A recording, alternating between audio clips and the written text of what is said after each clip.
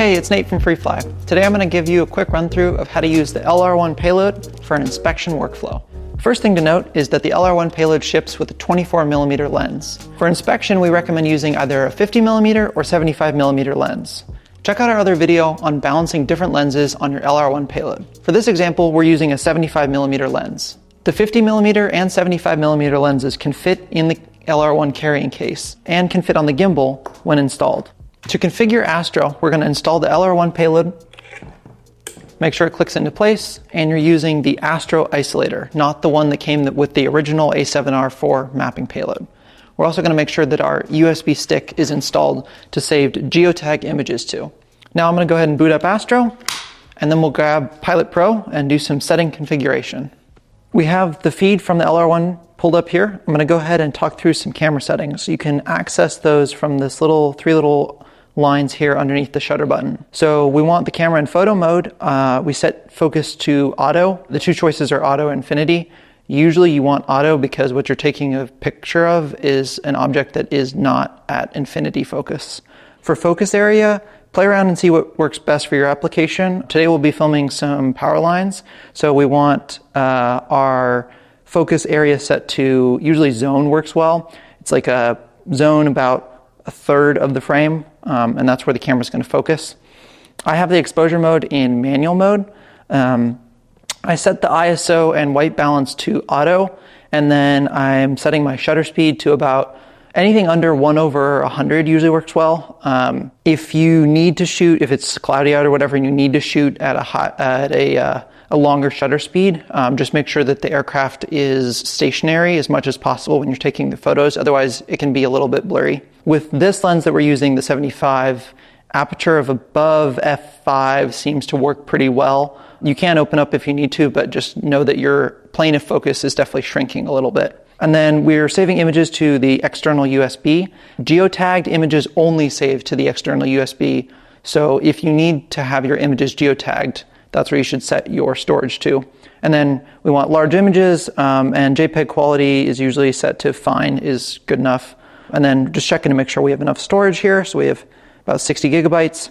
And then jumping over to the gimbal settings here, we have our gimbal angle indicator and our gimbal speed. I usually leave this at normal. And then I usually turn on the recticle for, just adds like a little crosshair on the image there. You can see as I tilt up and down. But play around and see what works best for you. I'm controlling tilt by the rocker on the left side of the Pilot Pro, and then using the tilt speed adjuster, I can kind of dial in how fast I want tilt to move. And then the three other knobs I'm going to configure once I get out into the field, but those are for slow speed mode. So in general, when I'm inspecting power lines or wind turbines, I want to fly quickly between different assets. And then once I get to a particular pole or whatever, I want to switch into slow speed mode, which gives me really precise control over the drone. To go into slow mode, you're going to push this button here, and then the rates that are set by these knobs apply. So this is your yaw speed, your climb and descend speed, and your translation speed. I usually set these to about 50%, and then I turn my yaw down to also around 50%. It's personal preference on what works best for you, but that's a good place to start. And then I'm switching between slow mode and position mode while I'm flying. If you're going to be flying somewhere remote, we recommend downloading the offline maps for your area. So you can, to download the offline maps, you click up here and then go down to your settings, then offline maps, and you want to connect the tablet to Wi-Fi so it has an internet connection and can download a specific tile set. So just click create new tile set, and then you can go wherever you need to go on your map, zoom in, and then download the specific tile set of where you're going to fly. The payload and camera are now configured, and we're ready to head out to the field. We're on location and we're ready to film some power lines. First step is to attach the gimbal to Astro. We don't want to hot swap the gimbal, so we want to make sure Astro's off before we plug it in. Astro uses compassless mode to resist magnetic interference from sources generated like power lines. So we're going to be using that today to make sure that we have a safe flight. Astro automatically uses compassless when it needs to, so you don't need to worry about turning it on. Just make sure your firmware is up to date. All right, as we approach the power lines here, I'm going to transition to position slow mode, which allows me really precise control of my pointing. So I'm going to line up the shot, line up my crosshair, take the photo and move on to the next shot.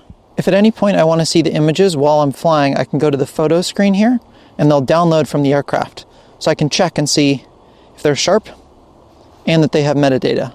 Now that I've gotten all the photos that I need for this pole, I'm going to go into position mode and fly to the next pole.